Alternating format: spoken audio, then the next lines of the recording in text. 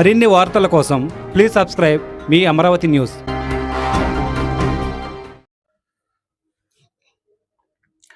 నమస్తే, అమరావతి న్యూస్కు స్వాగతం. నేను రాజేశ్వరరావు.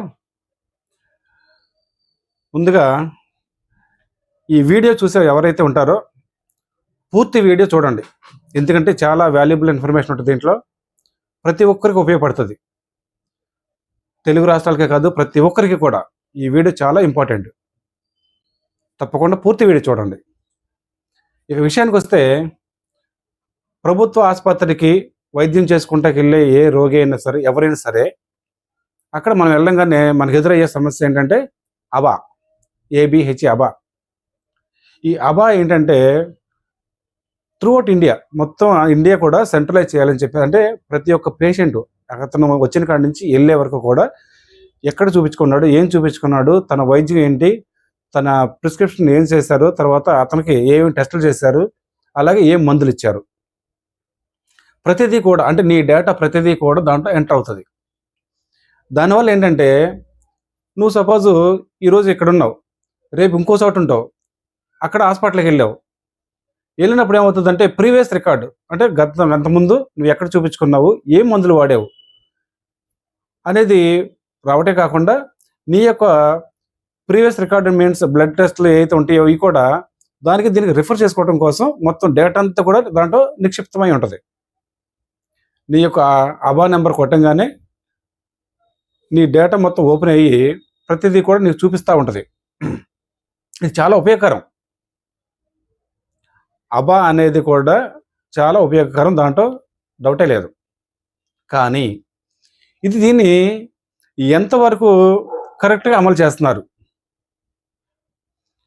ఏ రాష్ట్రంలో కనీసం అమలు చేస్తున్నారా లేదా, ఎంతవరకు చేస్తున్నారు అని చూస్తే చాలా రాష్ట్రాలు దీన్ని పకడ్బందీగా చేస్తున్నాయి. కానీ మన దృష్టికి వచ్చిన వాటి మీద ఈరోజు వీడియో చేయడం జరుగుతుంది. ఈ అబా ఏంటో ఒకసారి ఓపెన్ చేసి చూపిస్తాను, చూడండి.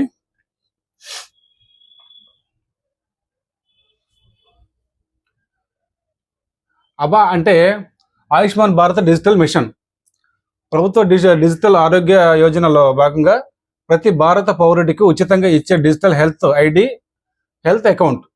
దీంతో మీ ఆరోగ్య రికార్డులు ఎలక్ట్రానిక్గా సురక్షితంగా నిల్వ చేసి వివిధ ఆసుపత్రులు, డాక్టర్లు, ల్యాబులు సమ్మతితో పంచుకోవచ్చు. అంటే అందరూ కూడా నీ యొక్క డేటాని చూసి నీకు ఏం జరిగిందో చెప్పవచ్చు వాళ్ళు. దీన్ని మనం ఫోన్ ఉంటే కనుక ఫోన్ ద్వారా రిజిస్టర్ చేసుకోవచ్చు, లేదా హాస్పిటల్ ఎంట్రన్స్లో ఎక్కడైతే మన ఓపీ ఉంటుందో అక్కడ నీ యొక్క అబా ఐడిని జనరేట్ చేస్తారు. ఆ తర్వాత నుంచి నెక్స్ట్ టైం వెళ్ళినప్పుడల్లా ఏంటంటే ఆ క్యూఆర్ కోడ్ ఒకటి స్కాన్ చేసుకుంటే నీకు ఒక టోకెన్ నెంబర్ వస్తుంది.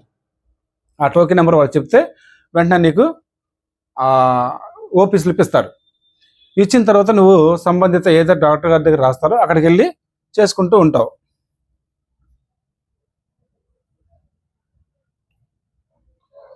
పద్నాలుగు అంకెల హెల్త్ ఐడి ప్రతి వ్యక్తికి ప్రత్యేకం, మీ ఆరోగ్య రికార్డులను లింక్ చేయడానికి ఉపయోగపడుతుంది. సులభంగా గుర్తుంచుకునే యూజర్ నేమ్,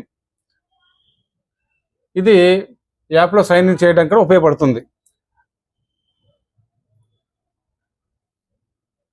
ఆరోగ్య రికార్డులను ఎక్కడైనా చూడగలరు. ఒకే ప్లాట్ఫారంలో మీ రికార్డు మొత్తం సురక్షితంగా అందుబాటులో ఉంటుంది. మన యొక్క డేటా టోటల్గా అక్కడ సేవ్ అయి ఉంటుంది. రిపోర్ట్లు, ప్రిస్క్రిప్షన్లు మొత్తం అన్నీ కూడా దాంట్లో అందుబాటులో ఉంటాయి. అలాగే క్లినికల్ ల్యాబ్లో పరీక్షలు ఏదైనా చేసినా కానీ అన్నీ కూడా దాంట్లో ఉంటాయి. కాబట్టి ఖచ్చితంగా అబాని చేసుకుంటే మంచిది. అబా చేసుకోవటం వల్ల ఏమవుతుందంటే మనకి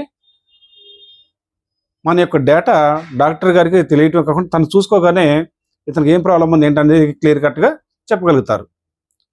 కానీ ఇది ఎంతవరకు అమలు చేస్తున్నారు, దీంట్లో ఏమేమి తప్పులు జరుగుతున్నాయి అది ఇప్పుడు చూద్దాం. ఇది నేనే హాస్పిటల్కి వెళ్ళి చూపించుకోవడం జరిగింది. రాజేశ్వరరావు నేనే చూపించుకున్నది. ఇప్పుడు నిన్న 22వ తారీఖు 11:57కి ఏ సమస్య తెలియదు. నేను right foot pain since 3 days, గత 3 రోజులుగా నాకు రైట్ ఫుట్ పెయిన్ వస్తుంది, చూపించుకోవటానికి వెళ్ళాను. దానికి డాక్టర్ గారు చూసి నాకు ఎక్స్రే అడ్వైజ్ చేశారు. ఎక్స్రే కూడా తీయించాము. అలాగే ట్రీట్మెంట్ నిమిత్తం మనకు రాసింది డైక్లోఫెనాక్ టాబ్లెట్, తర్వాత ప్యాంటాప్రాజోల్, ప్యాంటాప్, తర్వాత ప్రిగబాలిన్. ఈ 3 టాబ్లెట్లు మనకు రాసింది. ఈ 3 తప్ప వేరే దీంట్లో ప్రిస్క్రిప్షన్ లేవు. కానీ మనం వెళ్ళింది సమస్య ఏంటి? Right foot pain. ఇక్కడ వాళ్ళు ఎంటర్ చేసింది ఏంటి? Shoulder pain, hand pain. చూడండి, అంటే ఇక్కడికి అక్కడికి ఏం తేడా? అంటే డిజిటల్గా చేయటం వల్ల మంచిదని చెప్తున్నాము పక్కన, కానీ డిజిటల్గా ఎంటర్ చేసేవాళ్ళు ఏం చేస్తున్నారు అసలు? ఇక్కడ నాకు చూసిన డాక్టర్ గారు వచ్చేసి డాక్టర్ నాగమౌనిక, ఇక్కడ కిరణ్ భట్టిప్రోలు. ఇక్కడ డాక్టర్ మారిపోయారు. రెండవది, నా సమస్య మారిపోయింది. ఇది ఇట్లాగే ఉంటే రేపు ఎప్పుడు ఇంకా ఏదన్నా జరిగినప్పుడు ఏమనుకుంటారు? నీ గతంలో షోల్డర్ పెయిన్ కానీ హ్యాండ్ పెయిన్ కానీ వచ్చిందా అంటే రాలేదు. నాకు వచ్చిన సమస్య వేరు, ఇక్కడ ఎంటర్ చేసిన సమస్య వేరు. అలాగే మనకి 3 టాబ్లెట్లు రాశారు. ఇక్కడ 1, 2, 3, 4, 5. ఒకటి వచ్చేసి డైక్లోఫెనాక్ ఉంది. రెండోది ప్యాంటాప్ ఉంది. మూడోది ప్రిగబాలిన్. అసలు ప్రిగబాలిన్ ఇక్కడ లేనే లేదు. ప్రిగబాలిన్ ఎంటర్ చేయలేదు. చేయకపోగా paracetamol, calcium citrate and B complex, methylcobalamin ఇవన్నీ ఎంటర్ చేశారు. ఈ టాబ్లెట్లు ఎవరికి వెళ్ళినాయి? ఈ మందులు ఎవరు తీసుకుంటే ఎవరి అకౌంట్లో వేశారు? యాక్చువల్గా ఇది ఎందుకు చెప్పాల్సి వస్తుందంటే, 2 రోజుల క్రితం హాస్పిటల్ నుంచి కొంతమంది మందులు బయటకు వెళ్ళిపోతున్నాయని చెప్పేసి మనం ఒకటి వీడియో చేద్దాం అనుకున్నాం. కానీ కాకపోతే అది చేసే వల్ల వాళ్ళ యొక్క భవిష్యత్తు పాడవద్దనే ఉద్దేశంతో మనం వీడియో చేయలేదు. చేయకపోకుండా ఏం చేసామంటే, హాస్పిటల్ అధికారులు ఎవరైతే ఉంటారో సంబంధిత అధికారులకి మనం ఓవర్లుగా చెప్పి ఇలా జరుగుతుంది, దాన్ని సరి చేసుకోండి, ఎక్కడెక్కడ లోపాలు ఉన్నాయో ఈ లోపాలన్నిటిగా గుర్తించి వాటిని క్రమశిక్షణలో పెట్టండి అని చెప్పడం జరిగింది. చెప్తే దాని మీద వాళ్ళు ఏమంటారంటే, మా దగ్గర లేదు అంటారు. మరి మనం ఏమనుకోవాలి? వీళ్ళకి ఎక్సెస్ మెడిసిన్స్ అని ఎక్కడి నుంచి వస్తున్నాయి? ఇలా ఎంటర్ చేయమంటే వస్తున్నాయా? ఇప్పుడు ఇక్కడ ఉన్నది 3 టాబ్లెట్లు, ఇక్కడ ఇచ్చింది 2 టాబ్లెట్లు, మిగతా ఇవన్నీ అదనంగా వేశారు. ఇలా ఎంతమందికి జరుగుతుంది అంటే, ఒకటి పేషెంట్కి ఇచ్చిన మందులు కాకుండా వేరే మందులు ఎంటర్ చేయటం, చూసిన డాక్టర్ కాకుండా వేరే డాక్టర్ని ఎంటర్ చేయటం, సమస్య ఒకటైతే ఇంకోటి ఎంటర్ చేయటం. అంటే మీరు వీళ్ళు పెట్టుకున్నారా కంప్యూటర్గా? అంటే అవగాహన లేని వాళ్ళని, కంప్యూటర్ పరిజ్ఞానం లేని వాళ్ళని, వీళ్ళందరినీ కూడా మీరు డేటా ఎంట్రీ ఆపరేటర్లు పెట్టుకున్నారా? ఆసుపత్రిలో ప్రతి ఒక్క చోట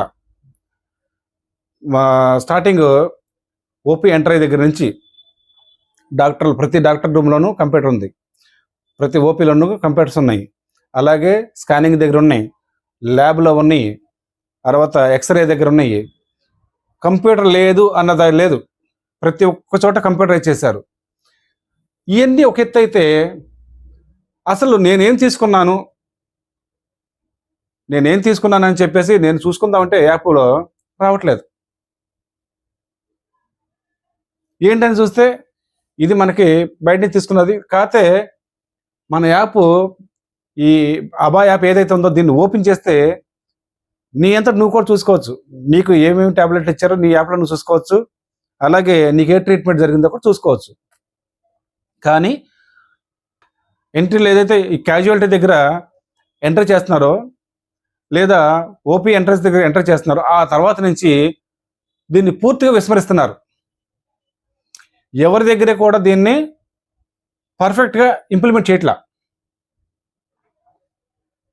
అలా చేయకపోతే ప్రభుత్వం ఏదైతే మంచి ఉద్దేశంతో పెట్టిందో ఆ యొక్క ఉద్దేశం తప్పుదా పడుతుంది. ప్రభుత్వం పెట్టేటప్పుడు వీటి మీద చాలా ఆలోచన చేసి ఎలా పెడితే బాగుంటుంది, ఏం చేస్తే బాగుంటుంది అని చెప్పేసి చాలామంది నిపుణుల చేత దీని మీద ఎన్నో రకాలుగా వాళ్ళు ట్రయల్స్ వేసి ఏం చేస్తారంటే ఇలా ఇలా చేస్తే బాగుంటుంది, ఇలా సెంట్రలైజ్ చేయాలి, దీన్ని సెంట్రలైజ్ చేయటం వల్ల ప్రతి ఒక్కటి కూడా అందరికీ కూడా అందుబాటులో ఉంటుంది. అలాగే ప్రతి పబ్లిక్ డాక్యుమెంట్లో కూడా అందుబాటు ఎవరికైనా దొరుకుతుంది అని చెప్పేసి ఉద్దేశంతో పెట్టారు. మనం చేస్తున్నది ఏంటిది?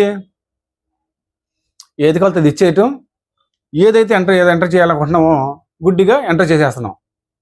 కేవలం కంప్యూటర్ రాని వాళ్ళని, ఈ సిఫార్సుల మీద వచ్చేవాళ్ళు ఉంటారు కొంతమంది. సిఫార్సుల మీద వచ్చి రావడం అంటే ఏంటంటే వాళ్ళకి అవగాహన లేకపోయినా, దానికి సంబంధిత క్వాలిఫికేషన్ లేకపోయినా కానీ వాళ్ళు కొంతమంది యొక్క సిఫార్సు మేరకు వచ్చేసి దాంట్లో కూర్చుంటారు. వాళ్ళు అక్కడి నుంచి కదలరు. వాళ్ళకి నాలెడ్జ్ జీరో ఉంటుంది, కానీ వాళ్ళే పెత్తనం చేస్తూ ఉంటారు. వాళ్ళు చెప్పిందే వేదం. కాబట్టి ఇప్పటికైనా అధికారులు ఏదైతే మంచి ఉద్దేశంతో పెట్టారో, ఈ యొక్క అబాప్ యాప్ ఏదైతే తయారు చేశారో ఆ ఉద్దేశం చాలా మంచిది, దాన్ని అందరూ అప్రిషియేట్ చేయాల్సిందే. కానీ ఇంప్లిమెంట్ కూడా అంతే విధంగా చేయాలి. ఇంప్లిమెంట్ చేసేటప్పుడు కూడా పేషెంట్ ఏదైతే అతనికి ట్రీట్మెంట్ జరుగుతుందో ఎంట్రీలో కూడా అదే ట్రీట్మెంట్, అదే మెడిసిన్స్, అదే రకమైన సమస్య ఎంటర్ చేస్తే కనుక ఎవరికి ఎలాంటి ప్రాబ్లం ఉండదు. ప్రాబ్లం ఉండకపోగా మాలాంటి వాళ్ళు దీన్ని ఇంకా ప్రమోట్ చేయడానికి కూడా మేము ముందుకు వస్తాం. Thank you.